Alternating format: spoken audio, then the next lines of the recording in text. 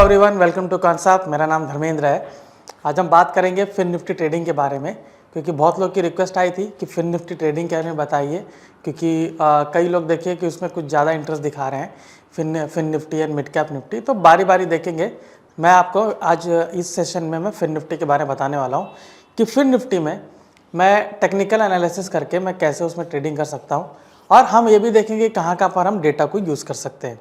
ठीक है, तो चलिए पहले हम देखते हैं कि फिन निफ्टी में किस किस तरीके का ट्रेड बन सकता है, और फिर मैं ये भी देखूंगा कि उसमें अगर मुझे कुछ इंडिकेटर्स यूज़ करने हैं तो मैं कैसे कर सकता हूँ। ठीक है, तो चलिए पहले आपको दिखाते हैं कि फिन निफ्टी जो ट्रेडिंग है उसमें हम कैसे ट्रेड करने वाले। ठीक है,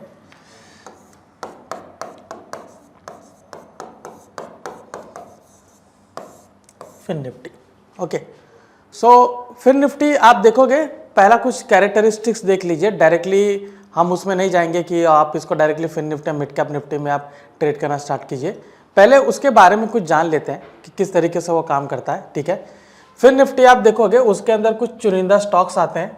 तो अगर मैं फिन निफ्टी के बारे में बात करूँ, जैसे कि मैं ट्रैक में जाके अगर मैं इंडेक्स कंट्रीब्यूशन में देखता हूँ, तो यहाँ पर अगर मैं फिन निफ्टी को सिलेक्ट करता हूँ तो यहाँ पर देखिए फिन निफ्टी के अंदर कौन कौन से स्टॉक ज़्यादा कंट्रीब्यूट करते हैं। यहाँ पर पहले देखिए, यहाँ पर SBI कार्ड है, HDFC लाइफ है, कोटक बैंक है, बजाज फिनसर्व है, फिर आप देखोगे HDFC बैंक है, नीचे आप देख सकते हो LIC, मुथूट फाइनेंस। मतलब ज़्यादातर आप देखोगे इसमें फाइनेंशियल स्टॉक्स ज़्यादा है। ठीक है, फाइनेंशियल स्टॉक्स बहुत ज़्यादा है इसमें, तो आप ये समझ सकते हो कि इसकी वोलेटिलिटी काफ़ी ज़्यादा होगी। ठीक है, अभी फाइनेंशियल स्टॉक्स तो है, और इसमें कुछ पावर सेक्टर्स के भी आप देख सकते हो, NBFC है, पावर सेक्टर्स हैं। ठीक है, ये सारे इसमें सेक्टर्स आपको मिलेंगे। और हम ये जानते हैं कि ये जितने स्टॉक्स हैं, अगर आप इनकी वोलेटिलिटी आप चेक करोगे तो काफ़ी ज़्यादा वोलेटाइल होते हैं ये स्टॉक्स। ठीक है, क्योंकि लिक्विडिटी बहुत ज़्यादा है, तो लोग इसमें ट्रेडिंग भी ज़्यादा करते हैं, तो जिसके वजह से आप देखोगे ये स्टॉक्स बहुत ज़्यादा वोलेटाइल रहते हैं।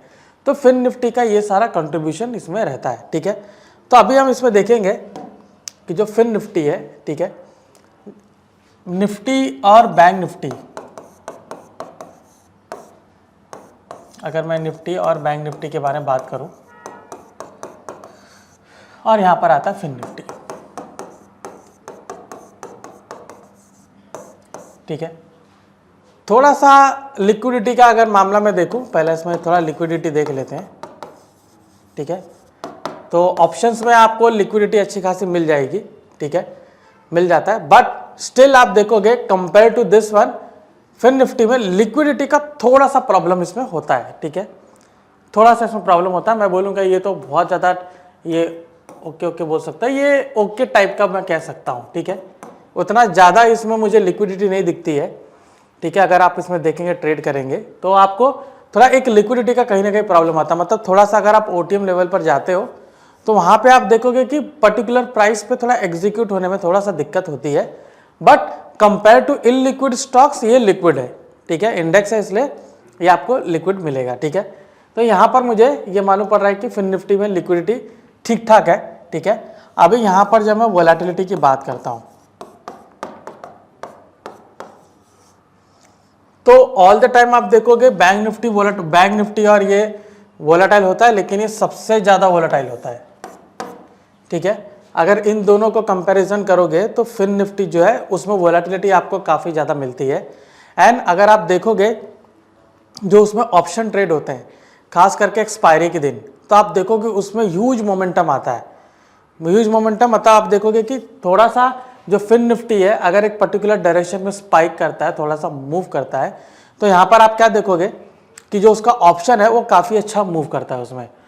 तो मैं यहाँ पर कह सकता हूँ कि फिन निफ्टी एक मतलब बढ़िया इंडेक्स है। ठीक है, अगर आप निफ्टी और बैंक निफ्टी के बाद देखेंगे ट्रेड करने के लिए तो वो एक अच्छा आता है, ये आता है, फिर मिड कैप निफ्टी आता है। ठीक है, इसमें आपको एक चीज़ ज़्यादा ध्यान देना है, वो देना है आपको टाइम डीके। ठीक है, टाइम डीके, तो जिस दिन इसकी एक्सपायरी होती है, ठीक है, अभी एक्सपायरी के दिन ट्रेड करना हमारा सबसे फेवरेबल पार्ट होता है। रीज़न उसका यही है कि हमें जो ऑप्शन प्रीमियम है बहुत कम प्राइस में मिलता है, तो हम सोचते हैं कि ज़्यादा से ज़्यादा लॉट लेते हैं और इसमें मैं ट्रेड करता हूँ, ठीक है, इसमें मैं ट्रेड करता हूँ और हमें लगता है कि बहुत अच्छा प्रॉफिट मिल सकता है। बट मैंने कई बार ऑब्जर्व किया है कि एक्सपायरी के दिन आप देखोगे कि अगर जो इंडेक्स है ऊपर ऊपर मूव कर रहा है, आपका ऑप्शन का प्रीमियम भी ऊपर ऊपर मूव करता है, ऐसी बात नहीं है।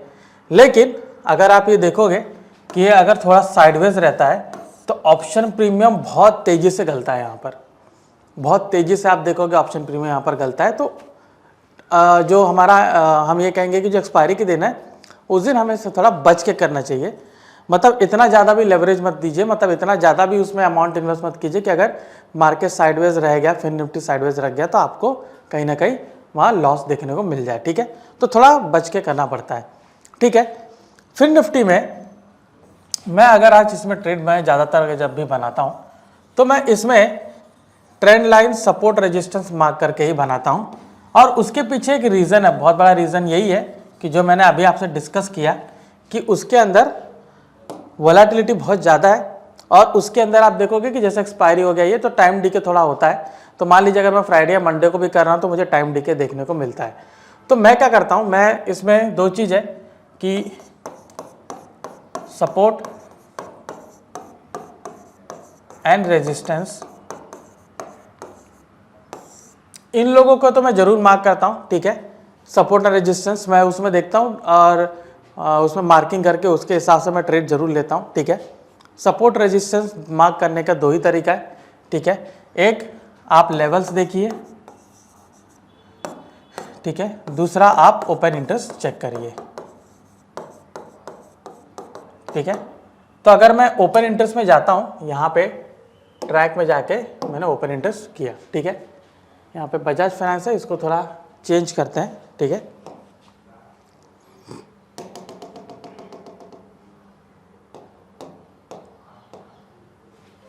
यहाँ पर मैंने फिन निफ्टी एंटर किया, ठीक है। तो मैं देखूंगा कि फिन निफ्टी में मुझे अच्छा सपोर्ट रेजिस्टेंस कहाँ पर मिल रहा है, ठीक है। तो यहाँ पे आप देख सकते हो कि ये जो लेवल्स है 24,000 का लेवल यहाँ पर मुझे दिख रहा है, ठीक है। और करंटली मुझे 23,800 का लेवल दिख रहा है। उसके नीचे एक अच्छा सपोर्ट आपको कहाँ पर मिल रहा है, 23,800, ठीक है। तो क्या ये इनफ होगा, मुझे खाली ओपन इंटरेस्ट से मालूम पड़ जाएगा? नहीं, मुझे लेवल देखना पड़ेगा और इसके साथ साथ मैं प्राइस एक्शन भी देखूंगा, ठीक है। और वहाँ पे हो सके तो मैं कई बार वहाँ पर ट्रेंड लाइन मार्क करूंगा, क्योंकि ट्रेंड लाइन मुझे बहुत अच्छा इसमें मूव देता है। क्योंकि देखिए ट्रेंड लाइन मार्क करना इंपॉर्टेंट क्यों है, ठीक है। क्योंकि ट्रेंड लाइन क्या होता है, अभी मान लीजिए कि जो मैंने सपोर्ट बनाया, ठीक है, अभी कैसा होता है कि कई बार आप देखो कि प्राइस ऐसे ऐसे ऐसे करके मूव करके ऐसे ऐसे करके जा रहा है। तो मुझे मालूम है कि ये ट्रेंड इसका बन रहा है, ट्रेंड लाइन यहाँ बन रही है, ठीक है। इससे होता क्या है कि अगर मान लीजिए मैंने यहाँ पर ऊपर की ओर ब्रेकआउट या नीचे की ओर ब्रेकडाउन का ट्रेड लिया, तो मुझे मालूम है कि ये जो लेवल है यही मेरा स्टॉप लॉस होगा, ठीक है, यही मेरा स्टॉप लॉस होगा और इसी के हिसाब से मैं 1:2 का टारगेट में रख सकता हूँ, ठीक है। ट्रेंड लाइन इसलिए इंपॉर्टेंट होता है बिकॉज कई बार देखो जो मार्केट है जरूरी नहीं कि वो हॉरिजॉन्टल में आपको जो सपोर्ट रेजिस्टेंस मार्क करे उसी को ब्रेक करके जाए, ट्रेंड लाइन को भी ब्रेक करके जाता है और ट्रेंड लाइन को जब ब्रेक करता है तो बहुत अच्छा मूव देता है, ठीक है। चलिए चार्ट में देखते हैं कि किस हिसाब से मुझे ट्रेंड लाइन मिलेगा। तो यहाँ पे एनालाइज में जाके मैंने चार्ट ऑर्डर एंड ट्रेड पे मैंने क्लिक किया। फिर निफ्टी ज़्यादातर मैं 5 मिनट में ट्रेड करता हूँ, ठीक है। तो यहाँ पर मैंने 5 मिनट का टाइम फ्रेम रखा है और देखिए मैंने यहाँ पर ट्रेंड लाइन मैंने बनाया है। अभी ट्रेंड लाइन मैंने कैसे बनाया वो भी मुझे यहाँ पर देखना है, ठीक है। पहला तो यही है कि आपको कुछ टाइम हमें देखना पड़ता है, ठीक है।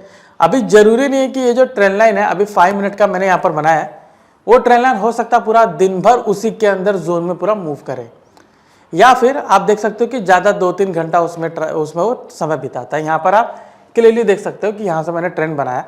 अभी ट्रेंड बनाने का मेरे इसके पीछे कंसेप्ट क्या वो देखिए, सिर्फ ऐसा जोन बनाया तो हमने जाके मार्क नहीं किया, ठीक है। आई एम सॉरी, जैसे यहाँ पर इसने हाई बनाया उसके बाद इसने हाई बनाया और इसी को यहाँ पर रिजेक्ट किया, तो ये चीज़ मैं नोटिस करूँगा कि यहाँ पर हाई बनाया, यहाँ पर हाई बनाया, यहाँ पर इसने इसको रिजेक्ट किया। तो ये जो है ये इसको परफेक्टली रजिस्ट कर रहा है कि यहाँ पर इस पर्टिकुलर जो पर्टिकुलर लेवल पर है इसको रेजिस्ट कर रहा है, तो ये मेरा एक अच्छा ट्रेंड बन रहा है, ये इसको रेजिस्ट कर रहा है। तो हो सकता है कि अगली बार अगर मैं डाउनसाइड वाला ट्रेड लूँ तो इसी को मैं लूँगा, क्योंकि सपोर्ट अगर नीचे ब्रेकआउट करता है तो भी मैं लेता हूँ, लेकिन यहाँ से अगर मैं लूँगा तो मेरा स्टॉप लॉस बहुत छोटा होगा, ठीक है। एंड अगर मैं यहाँ से ट्रेड लेता हूँ तो मेरा स्टॉप लॉस भी छोटा होगा अगर मैं बाय का ट्रेड लेता हूँ, ठीक है। तो यहाँ पे आपको सबसे इंपॉर्टेंट चीज़ यहाँ पर देखनी क्या है कि ये जो ट्रेंड लाइन इसमें बन रहा है, ठीक है, आपको ये मानना पड़ेगा कि इसके अंदर स्कैल्पिंग हो रही है, ठीक है, इसके अंदर स्कैल्पिंग हो रही है काफ़ी ज़्यादा। और यहाँ पे ये जो ट्रेंड लाइन है इसी के आसपास पे जो रेजिस्टेंस है वो स्ट्रांग है कि नहीं, ठीक है। अभी उसमें जो हमने ओपन इंटरेस्ट में देखा 23,800 का लेवल जो था वो स्ट्रांग था। तो 23,800 का लेवल अगर मैं यहाँ पर मार्क करता हूँ तो देखिए, आई एम सॉरी, ठीक है, तो 23,800 का लेवल आप देख सकते हो, इसी को इसने ब्रेक किया, ठीक है। यहाँ पे अभी लेवल ब्रेक होने पर डायरेक्टली मैं उसमें ट्रेड लूंगा नहीं लूंगा, क्योंकि उसमें अनवाइंडिंग कम हो रही थी, ठीक है। अभी देखिए 23,800 का जो लेवल है, तो मैं डायरेक्टली 23,800 का लेवल पे लाइन नहीं बनाऊंगा, ठीक है। उसके पीछे रीजन है, जो प्राइस एक्शन होता है जरूरी नहीं कि वो डॉट टू डॉट 800 के लेवल पर ही काम करे, वो उसके इर्द गिर्द काम करता है। तो इर्द गिर्द अगर आपको हॉरिजॉन्टल लाइन नहीं मिल रही तो वहाँ पर आपको ट्रेंड लाइन बनाना जरूरी है, ठीक है। तो यहाँ पे अभी इर्द गिर्द अगर मैं देखूँ तो ये देखिए 800 का लेवल था, ठीक है। तो ये देखिए इसके पास एक बार यहाँ पर इसने हाई किया था 23,850, फिर यहाँ पर इसने नीचे गया, फिर नीचे गया, ठीक है। तो इसलिए ये ट्रेंड लाइन बन गया, इसलिए ये ट्रेंड लाइन बन गया। और आप देख सकते हो कि परफेक्टली ये जो 23,800 का लेवल है इसी को दोबारा अगर यहाँ पर ब्रेक किया है, ठीक है। तो अगर मैं सिर्फ 23,800 का लेवल पे ब्रेकआउट पे मैं ट्रेड लेता हूँ, ठीक है, 23,800 का जो लेवल है उसी के ब्रेकआउट पे मैं ट्रेड लेता हूँ, तो क्या मेरे लिए फ़ायदेमंद होगा? बिल्कुल नहीं, क्योंकि देखिए कई बार यहाँ पर मूव किया है, ठीक है, लेकिन ओपन इंटरेस्ट में जो डेटा अगर आप देखोगे तो यहाँ पर अनवाइंडिंग कम हुई है, ठीक है। तो मुझे ज़्यादा बॉदर करने की ज़रूरत नहीं है कि यहाँ पर मैं ट्रेड डायरेक्टली ले लूँ, ठीक है।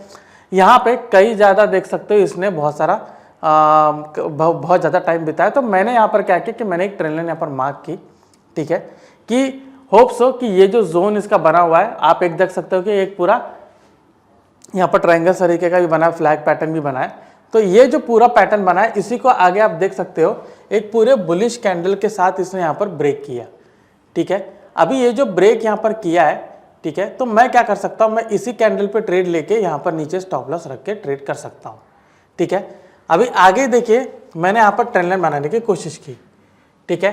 अभी ये जो ट्रेंड लाइन है मैंने वो ट्रेंड लाइन भी बनाया और ये भी ट्रेंड लाइन बनाया आपको ये बताने के लिए कि वो ट्रेंड लाइन सही है, ये ट्रेंड लाइन गलत है, ठीक है। अब ये गलत क्यों है? क्योंकि प्राइस रिजेक्शन सिर्फ मुझे यहाँ और आगे मिल रहा है, ठीक है, तो मुझे इसको नैरो करना पड़ेगा। तो यहाँ पर देख सकते हो कि बीच में भी आपका ट्रेंड छोटा सा ट्रेंड लाइन बन रहा है, ठीक है, ये बड़ा वाला ट्रेंड लाइन आपका बन रहा है, ये छोटा वाला ट्रेंड बन रहा है। तो आपको ना ये भली बात ही पूरा जानने का जरूरत है कि अगर मैं ये वाला ट्रेंड बना रहा हूँ, ठीक है, ये वाला नीचे से भी मुझे उस तरीके का अगर ट्रेंड मिलता है तो मैं वहाँ पर ट्रेड अच्छा खासा बना सकता हूँ, लेकिन ऊपर का ही मुझे ट्रेंड लाइन मिल रहा है, नीचे का बिल्कुल नहीं बन रहा है। तो अगर मैं नीचे का नहीं बना रहा हूँ तो यहाँ पर देखिए एक प्रॉब्लम क्या हो सकती है कि अगर मान लीजिए नीचे सपोर्ट से मुझे अगर ट्रेड लेना है तो मुझे यहाँ पर कोई सपोर्ट वाला ट्रेंड लाइन नहीं मिल रहा है, तो मेरे लिए एक दिक्कत है क्योंकि वहाँ पर स्टॉप लॉस छोटा रहता है, ऊपर वाले में थोड़ा बड़ा हो जाता है अनलेस वो स्टडी मूव करके जा रहा हो, ठीक है। तो यहाँ पर देखिए ये एक ट्रेंड लाइन यहाँ पर बनी हुई है, ये एक ट्रेंड लाइन मैंने वहाँ पर बनाया है, ठीक है। अभी नीचे अगर आप देखो तो ये सपोर्ट को पूरा लेकर वो ऊपर गया है। तो आप कभी भी जब भी ट्रेड इसमें करोगे, ठीक है, जब भी इसमें ट्रेड करोगे तो आपको एक बात का ध्यान देना है कि ट्रेंड लाइन आप उसमें जरूर बनाइए, अगर वो रेजिस्टेंस के पास है तो भी बनाइए, सपोर्ट के पास है तो भी बनाइए, बिकॉज ट्रेंड लाइन आपको बचाता है सपोर्ट और रेजिस्टेंस में जो फेक ब्रेकआउट होता है उससे भी। क्योंकि यहाँ देखिए ये पूरा 800 का लेवल है, अगर सीधे से आप ब्रेकआउट कर पे ट्रेड ले लेते तो यहाँ कई बार आप फंसे होते, ठीक है। और ये भी है कि यहाँ पर लिए आपने यहाँ एसएल लगा दिया तो एसएल यहाँ पर देखिए 2-3 बार हिट हुआ है, ठीक है। तो ये चीज़ से हमें बचना है। तो आप क्या करेंगे, रेजिस्टेंस गया, वहाँ पे प्राइस थोड़ा जंबल कर रहा है, ट्रेंड लाइन मार्क कीजिए और उसके ब्रेकआउट पे आप ट्रेड ले सकते हो। ठीक है, यहाँ पर देख सकते हो कि जो कल का जो ट्रेड हमारा बना था, ठीक है, कितना बढ़िया तरीके से यहाँ पर ट्रेड बना था। ठीक है, तो इस तरीके से हमारा ट्रेडिंग यहाँ पर बनता है। ठीक है, अभी इसी के पीछे अगर मैं आपको दिखा दूँ कि कहीं और भी हमने बना था तो यहाँ पर भी आप देख सकते हो। ठीक है, सेम तरीका का सेम चीज़ को उसने फॉलो किया। ठीक है, आगे कहीं पर भी मुझे दिख नहीं रहा है, जहाँ पे मुझे दिख रहा है मैंने वहाँ पर मार्क करके ट्रेड इसमें किया है। ठीक है, अभी आगे यहाँ पर आप देख सकते हो यहाँ पर कितना ऐसा बनाया, कोई भी एक स्टडी लेवल पर उसने उसको रिटेस्ट नहीं किया है। सिमिलरली देखिए यहाँ पर भी वैसे ही किया है। ठीक है, यहाँ पर ऊपर बना था, नीचे कहीं पर उसने बना नहीं। ठीक है, तो ऊपर भी अगर हमने बनाया तो उसको ब्रेकआउट नहीं किया, यहाँ पर देखिए बनाया तो उसको ब्रेकआउट करके एक अच्छा ट्रेड इसमें मिल गया। तो जरूरी नहीं है कि आपको रोज ट्रेड मिले, लेकिन जब भी इसमें ट्रेड मिलेगा तो आप ले सकते हो। हमारा अभी तक आप देख सकते हो मुझे यहाँ पर 2 ट्रेड मिला है, तो 2 ट्रेड मैंने बढ़िया से लिया है। ठीक है, तो इस तरीके से ट्रेंड लाइन मार्क करके आप फिन निफ्टी में एक अच्छा ट्रेड बना सकते हो। ऑलराइट, सो आई होप ये सेशन आपको अच्छा लगा होगा, आपको समझ में आया होगा कि फिन निफ्टी में किस तरीके से मैंने ट्रेंड लाइन मार्क करके एक अच्छा इसमें ट्रेड बनाया है। ठीक है, प्राइस को देखिए कि 2-3 बार एटलीस्ट रेजिस्ट करे। ठीक है, और पूरा आप देखोगे कि जब भी आप उस पर लाइन बनाओ कि मेक श्योर कि जो ब्रेकआउट हो रहा है, ठीक है, ब्रेकआउट हो रहा है वो पिछले वाले के बहुत ऊपर ना जाए, अदरवाइज वो फिर ट्रेंड लाइन काम नहीं करेगा और ट्रेंड लाइन फेल हो जाता है। ठीक है, ट्रेंड लाइन आप देखिए कि वो विक जो जाता था ठीक है, बॉडी जब ऊपर चली जाती है तो बॉडी जब ब्रेक होता है तो उसके ऊपर ब्रेक होके क्लोज होने का टाइम दीजिए नेक्स्ट कैंडल, तभी नेक्स्ट कैंडल पे आपको ट्रेड लेना है। तो यहाँ पर जो मेरा ट्रेड बना, ये ब्रेकआउट हुआ और इसके ऊपर जो कैंडल यहीं पर बंद हुआ, ठीक है, क्लियरली आप देख सकते हो, और फिर मेरा ट्रेड यहाँ पर बना है। ठीक है, और मुझे अच्छे तरीके से यहाँ पर इसने एक अच्छा मूव दे दिया। उसके बाद मार्केट साइडवेज हुआ है, यहाँ पर तो मुझे कोई बनता हुआ दिख नहीं रहा है, लेकिन यहाँ पर पूरा एक फ्लैट पैटर्न बन रहा है। ठीक है, तो इसको मार्क करेंगे और आज जो इसमें ट्रेड बनेगा तो उसके हिसाब से ट्रेड जरूर लिया जाएगा। ओके, सो आई होप ये सेशन आपको अच्छा लगा होगा। ओके, प्लीज़ आप इसको लाइक एंड शेयर कीजिए। कॉन्सेप्ट के बारे में अगर जानना है तो ऊपर दिए गए मेंशन नंबर पर कॉल करके पूरी जानकारी प्राप्त कर सकते हो। मैं धर्मेंद्र राजभर, आपका धन्यवाद।